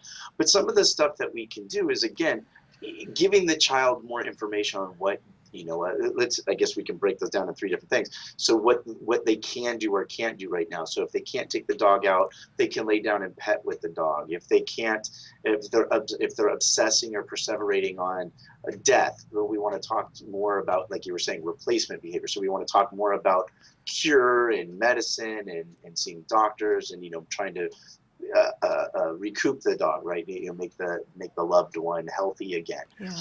If they're perseverating on the illness, I have seen many times over the years where that anxiety of an illness or some type of disorder, that they want more information on it, or they obsess on it like it's going to be a pandemic and everyone's going to get it. So instead of that, we talk more about, again, going back to the cure. What is the medicine? What are we going to do to care for the loved one? What is the procedure? What can they do? And I think it's always important, no matter what level of our kid, to try to give them something to do so they feel that they're helping care for the loved one, either it be laying a blanket on them, or something very simple as that, or something more complex as writing letters, writing stories, and so forth, to make someone feel better.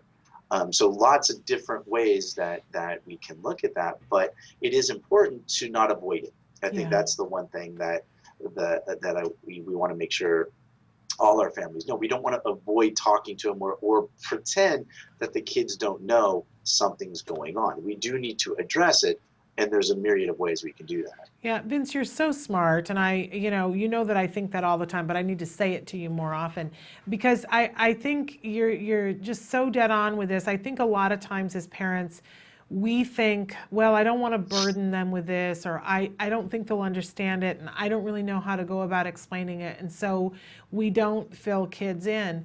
And this is with neurotypical kids and with kids on the autism spectrum. It's like that times 25, that we think, okay, well, he won't understand, or she won't understand this, so we don't even bother.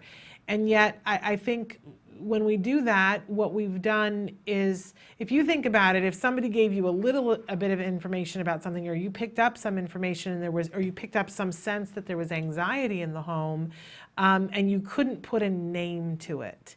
And then you have more questions. Yes.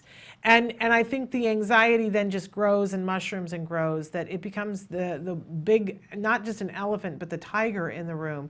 So it's finding the right thing to say.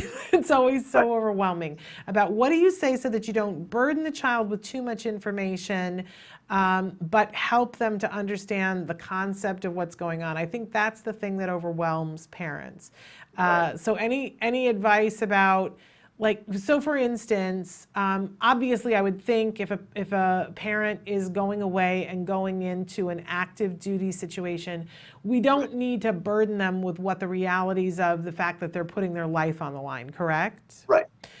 But we do need to talk to them about the fact that, they're going to do something that's amazing, and that it means that they don't get the choice of being here with us. Right, exactly. And I love how you phrase it. They're doing something amazing. They're doing something heroic. They're doing something that we're all proud of, right? They're actively working. Again, we don't need to say anything specific of what they're doing, but they're actively working to protect our country, to protect other people, to make other people safe. And that's something to be proud of. And sometimes that means that they're not available for our Friday meeting because they had to go protect someone, or they had to go and make somebody else safe, so that we can be safe as well. So we can talk about that the next time we talk with mom or dad. When we meet with them, we can ask them who did they keep safe, or who did they protect on Friday night when they weren't able to meet with us. So then this way there's a sense of pride, a sense of excitement and positiveness that the kids have, which reduces their anxieties of the unknown, the anxieties of the parent not being there, and the anxieties of those periods of time where there is no communication and there's a routine that's broken. Yeah, all super duper good advice, Vince. I just think that you are an amazing person for us to have a regular opportunity to talk with. And I know you have to go, but I wanted to take just 1 second to talk about the fact that you do so many different things at CARD, but one of the things, if there are any families that are joining CARD, I just wanted to say that Vince is one of the people that you will have an opportunity to talk with towards the beginning. Something happened the other day that somebody told me. I was at an event, Vince, and they were telling me that they'd watch the show on a regular basis, and so they had seen you on the show and just thought that you were so amazing, and they became a CARD family, and they got a phone call, and that you were on the phone with them, and that you were saying, hi, this is Vince, and they were like, Vince? Are you the Vince? Am I talking to Vince? and that they were so excited. This parent reached out to me and said how exciting it was, that it felt like CARD and the resources at CARD were such a faraway thing that they were watching on the show, and that it felt so far away, and then it was in her living room. So we just want to thank you for all the work that you do in helping families, because you are in charge of CARD families, and you do a wide variety of things to make families stronger and help them to be better able to access the services in a way that is meaningful. So, you know, we've been talking about people who give service all day, and we're saluting our veterans, but we're saluting all people who give service, and you have done tremendous service over the last, what is it, like 20, 30 years? 23 years now. 23 years. So amazing. And if anybody doubts that, I want to encourage you to get yourself a copy of Recovered, which is a documentary made about 4 children who were treated at CARD, and then it revisits them when they're teenagers. They're all adults now, and we're getting ready to have some of them on the show to see how they are in adulthood. But Vince is one of the therapists that is featured in the show. You get to see Vince as a very young man doing therapy. In my early 20s. It's a very funny thing, and it's very sweet and adorable. So you kind of get to see Vince growing up as a therapist and now licensed marriage family therapist. And we do offer, and now CARD offers counseling services as well for all families. So, and that's a really important thing. I know I used to come to clinic every 2 weeks and say, isn't there something for us to help us? I'm not dealing well with this. Isn't there something? So there is something now. And it's something that's fabulous. So thank you, Vince, for all the work that you do all the time. My pleasure. My pleasure. Thank you. All right. We are going to say goodbye to you, and we are going to take a break. And when we come back, it's time for Jim the Trim, our opportunity to talk with the barber. So stick with us. We'll be back after these messages.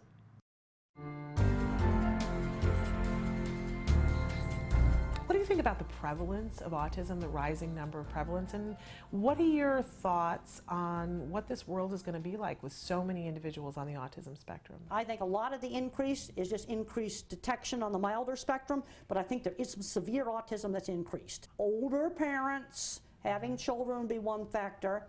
You know, lack of vitamins, like B vitamins prior to pregnancy, chemical insults, taking prescription drugs in the first trimester. There's a whole lot of little insults like this that can interact with susceptible genetics. I work in a technical field, and there's mild autism and Asperger's and dyslexics all over it. One of the best millwrights in the feedlot industry is severe dyslexic. He's one of the best millwrights that there is, and that builds complicated feed mills. And the thing that worries me is they've taken so many of the hands-on classes out of the school: cooking, sewing, woodworking, metalworking, auto shop. There's a lot of kids that are kind of different. They make great mechanics, and we have a shortage of mechanics right now. We have a shortage of engineers. I'm getting concerned that there's some smart kids that are kind of different, kind of getting a handicap label. Now, where the diagnosis really makes a difference is later on in life with their relationships. And the wife is wondering why the husband is not very demonstrative and, you know, not very lovey-dovey and emotional. And this is where getting a diagnosis can really help their marriage, because then the wife understands. See, that's where that kind of, when it comes to relationships, that's where the diagnosis can really, really make a difference. I think one of the problems today is sort of a more social society today. You know, the kid that was a little bit not too social before, he'd be out there in the auto mechanic shop, getting along great with the shop teacher, and they got rid of that kind of stuff. You see, I'm in a weird situation where I walk back and forth between the autism world and the sort of metalworking and cattle working kind of world. And, oh, there's farmers that I know that are on the spectrum, and they're doing great in farming. So maybe it's not that they're not these kids actually do have a diagnosis then, but maybe the prevalence was there before? Well, I think on the mild end, I think the prevalence is probably there. But I think there's severe autism that has increased. There's way too much sugar in the diet. We also have an omega-3 deficient diet in this country. We're not getting enough omega-3s. I think let's go back to the alternative things: fish oil supplements, some of the B vitamins, and lots of exercise. Kids are eating way too much sugar. and kids are not just getting enough activity. You know, mother used to say to me, go outside and run the energy out of you. Well, and kids aren't doing that today, so that makes the ADHD worse.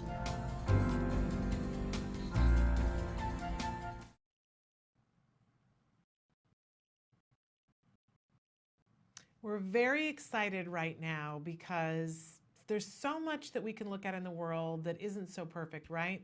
But every once in a while, a hero emerges, somebody who sees the world not as it is, but how it might be.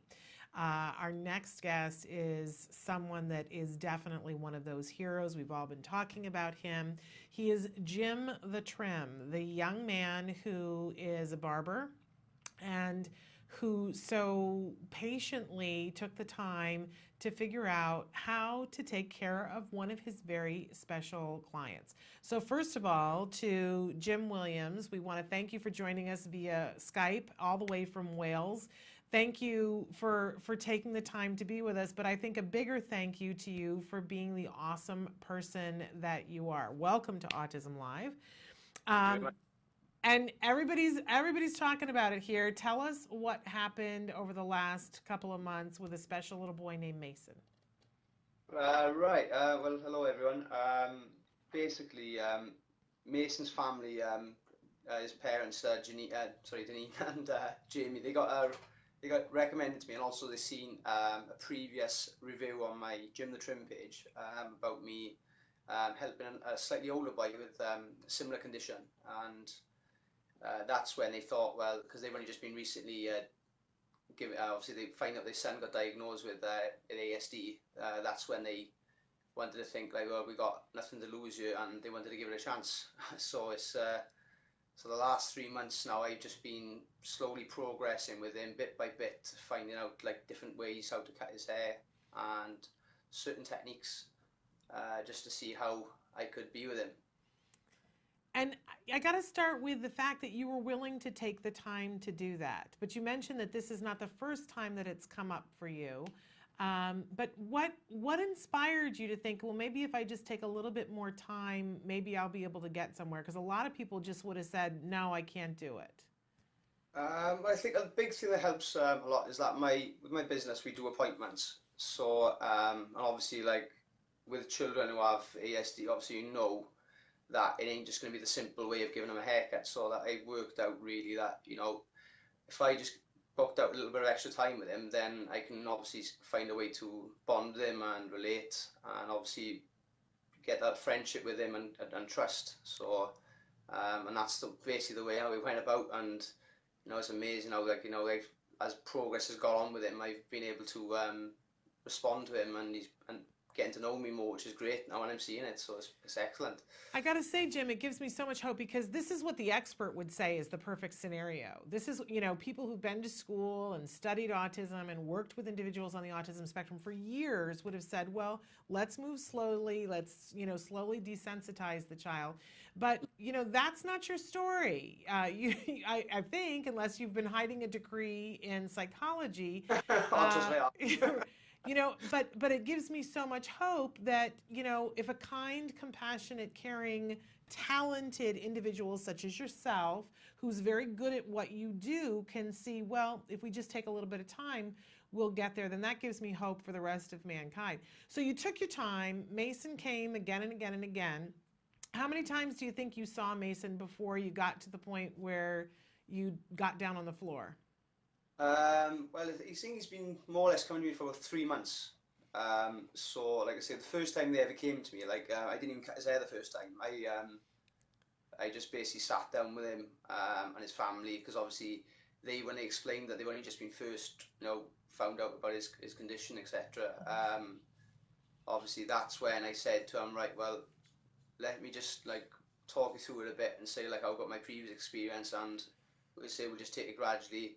See how he feels on the day, because obviously, like, you know, they were asking how do you put him in the chair, and I said no, don't worry about putting him in the chair. I said, look, I just work with what he wants to do, because, you know, what I looked at is like, and this is what I found myself, but I think to myself, well, bring out the inner child in yourself, doing so, be a kid, and if that's how he wants to be on the floor, go with him. I mean, so it's you know, it's pretty clear. I've done it like over the process. I was cutting his hair sometimes on the sofa, in the shop. Sometimes obviously he'd go on the floor and I'd sit above him and cut.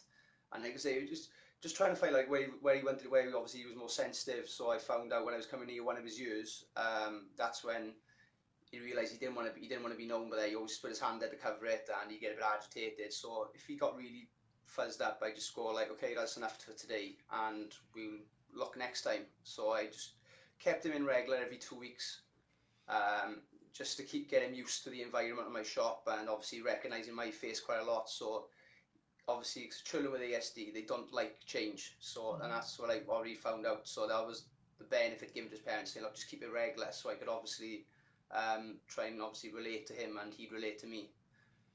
It's so amazing. And so we've all loved the picture of you laying on your stomach on the floor, getting that haircut done. I have to say, it's lifted everybody up here.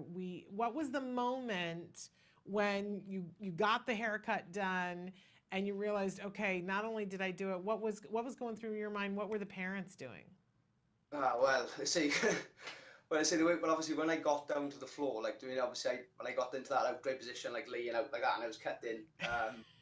Only a young person could get the haircut that way, I gotta say. Well, this is the thing. I had my other colleague Chris. When I was laying there, I was laughing, and his parents are laughing as well. And I looked up and I said, you've got to take a photo of me laying like this, because I don't think I've ever put myself in this position to cut hair. And so obviously, how to go? I've lost myself now. Well, but so what? How did the parents feel afterwards when you were all done?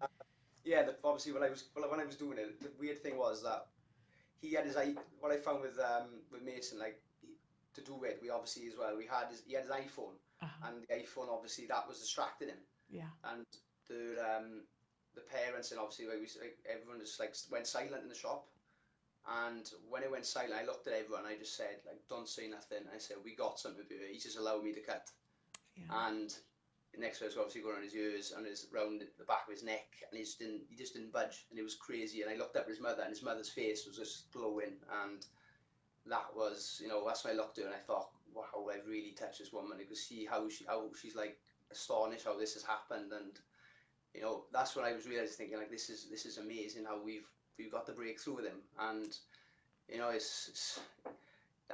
like I see in their parent, so I understand it myself, like you don't realise how meaning it is to a parent when they've got a child with this, the ASD condition, and how they got little things like this, just giving a kid a haircut is a big deal. And that's when I was like, wow, I mean, this is when it really hit me, and I was like, I got to try and do something more about this, and I want to reach out. So.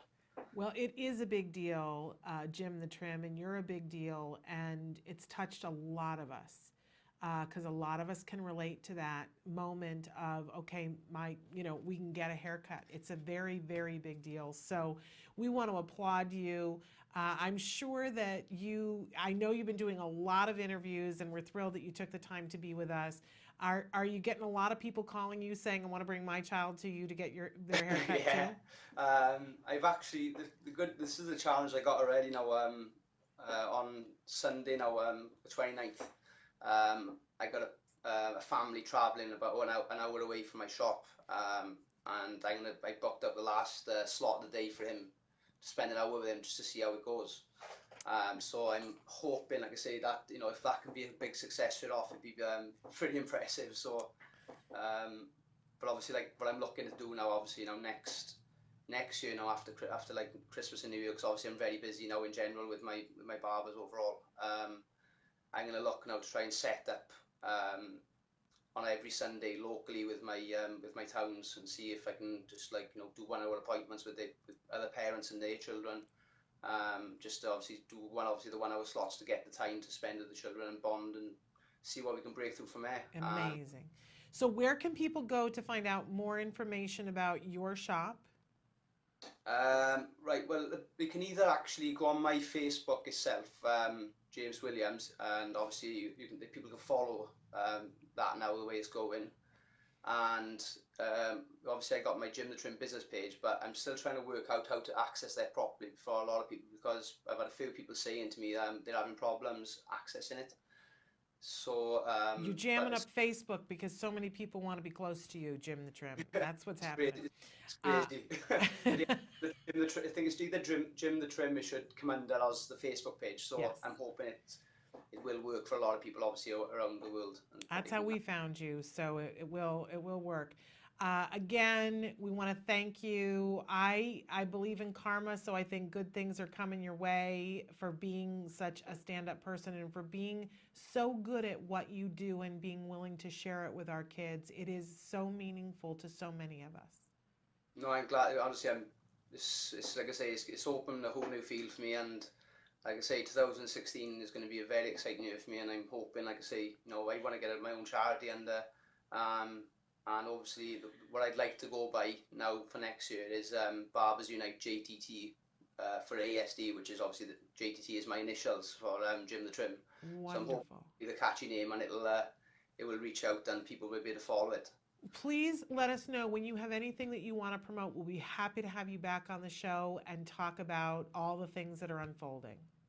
Excellent. No, I really appreciate it. Obviously, like I say, I'd be happy to try and promote as much as I can, and obviously having your guys back in is pretty impressive. So thank you. Love to be involved. So thank you so much for, and I know you've worked hard really all day, and thank you for taking the time to do this interview with us. And may good things be showered upon you, Jim the Trim. Thank you very much. Right, bye-bye. Bye. Take care. An amazing young man, giving us all hope, an amazing professional who got it done, took what it needed and got it done well. Gives us all a dose of hope. Stay with us. We're going to be right back after this message. It's every parent's desire for their child to have a great start in life. Yet there is a condition affecting more children's lives than pediatric cancer, diabetes, and AIDS combined. Autism strikes 1 in every 150 children. Today, 1 in 110 kids in the U.S. will be diagnosed with autism. That is a huge jump from 30 years ago when it was 1 in 30,000. Startling new report finds the number of children with autism is skyrocketing. The Centers for Disease Control estimates 1 in 68 children has a form of autism. Now that's a 30% increase in just 2 years.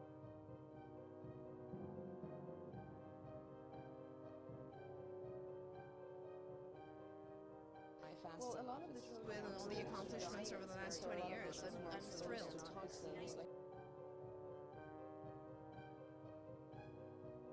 I think what kept me was the feeling that, I would have a parent come to my office late at night at UCLA and just fall apart.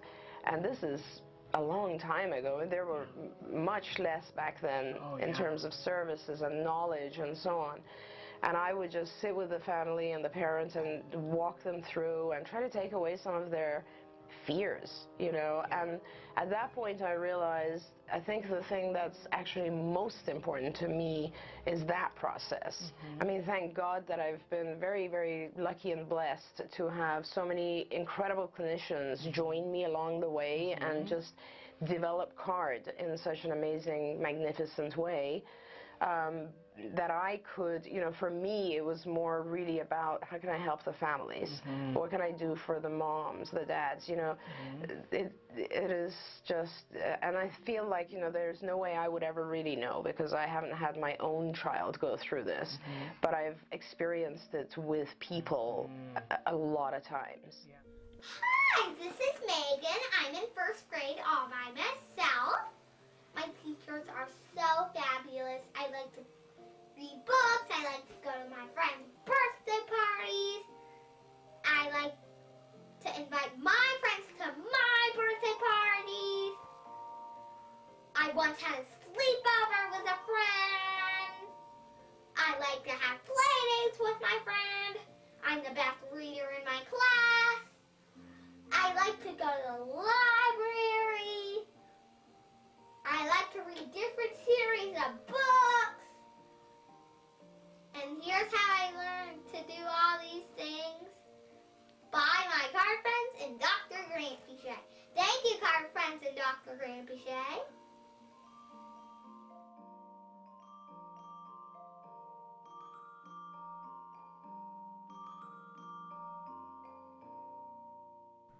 Welcome back to Autism Live on this wonderful Veterans Day. We wanted to take just a couple of minutes here at the end of the show. We asked yesterday on our Facebook what was challenging you, and we had some of my favorite autism moms write in. One who wrote, starting yet another special needs program and having to retrain teachers and staff. I swear, out of need, we moms and dads know 10 times what the school specialists think they know. The new team told me yesterday that they had never heard of a visual timer. Those with nonverbal or limited verbal kids will know what kind of response I had to that one. Yeah, it's so hard. It's so hard that just when we get things and somebody trained, then it changes. I do want to remind you of a couple of things, though. First of all, that they say that one of the most effective ways to learn anything is to teach it to somebody else.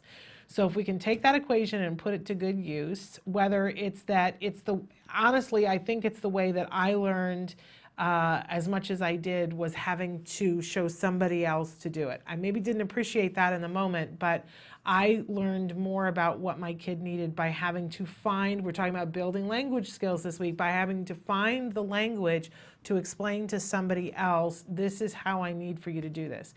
Try to streamline it as much as you possibly can. I know Taka has some great forms that you can fill out on their site, takanow.org, to be able to list to new teachers about what's important. There's one Taka mom in particular that has a whole, she gets a sheet protector and she puts the IEP on one side and the BIP on the other side, and then she laminates some things for the teacher to know about her kids and then she puts magnets on the back of the sheet protector on the BIP side or on the IEP side, whichever one you feel is more important, so that they can stick it onto a file cabinet or stick it onto their desk or, whatever. I mean, thinking it through, right? Right? But I think it's super duper important for you to streamline it so that it isn't as lengthy for you, but that you have a way, because every time your program changes, people know different things. They've been trained in different ways with different people using different words. I want to know, did they really not know what a visual timer was, or did they call it something else? I'm hoping it's that they called it something else, but I think it's entirely possible that they didn't have any idea what it was, and that's sad. But I will say this, we had one of our lovely guests that was here yesterday, and she said, have you heard about Thus and So book? And I said, no. And she said, oh, I'm surprised. And I said, yeah, but think about how many things I don't know about. Think about all the things that I don't know about. And she said, oh, no, I can relate to that. So there's no way for anybody to know everything. And where our kids are concerned, we sure want them to, right? So find a way to automate it so that you don't have to reinvent the wheel every time. But do it. Like I know you will, because it's super duper important. And again, the question was, what's challenging you right now? And somebody else wrote in and said, OMG, what isn't? Deadlines at work causing added stress, a child whose OCD tendencies, as well as some of his sensory issues, seem to be in fifth gear these days, schedules with new therapists becoming harder and harder to figure out, and finding enough time in the day to get things done. I'm pushing to see more and it's not allowing me to see more. But in any case, I want to say that our kids pick up on everything that we're going through. So if we're stressed, they're more likely to be stressed. If we're in a hurry, they're more likely to feel hurried and they will slow down. I need somebody to stand next to me when I get out of my car to explain this to me, because I get so fatoutsed at my son when I'm in a big, huge hurry and it's like he turns into walking in a vat of Jell-O man. But it's true that they sense and they're going to go in the opposite direction. So my prescription for you, to this lovely mom that I adore, is to call a halt to the whole thing, take some time. I will assure you, I know about the deadline at work kind of thing, and there are things that I am behind on here, but I know that none of you are going to inscribe it on my tombstone. You're not going to. Nobody would. So do what you need to do. Take a breath, even if it's literally just one breath, but I would encourage you to take three deep breaths. We've talked about before about the monk, Norman the monk, that's his advice, prescription for everybody. 3 slow inhales, 3 slow exhales can help us to focus, and not only will it help you, but it will help your child too. I think, you know, our kids have OCD and that's not going to change, but when it kicks into high gear and we're stressed already, I think that there is a correlation between those two things. Okay, I got to take a second to talk about tomorrow's show, because tomorrow we have the fabulous Deborah Musiker, who's going to be joining us from the Art of Autism. The Art of Autism calendar for 2016 is now out. You can get this on Facebook, $15, but if you're with an organization, you can buy a group of them at a discounted cost to sell them to people at $15 an hour and have your organization make some money from doing that. It's a great way, great fundraiser, great gift for teachers, oh my goodness, and a great calendar all the way around. She will be with us tomorrow. Also, we have Natalie Helms, who's going to be with us tomorrow talking about telehealth. For some of you around the world who don't have access to good ABA therapy and you're wanting to know, how can I get more personal advice about my specific person on the autism spectrum's case, telehealth. It's the wave of the future. We're going to be talking about that with her tomorrow, Natalie Helms, and more tomorrow. So stay tuned. And until then, have a really wonderful Veterans Day. Honor somebody that you love. Give your kiddos a hug from me and one for you too. Bye-bye for now.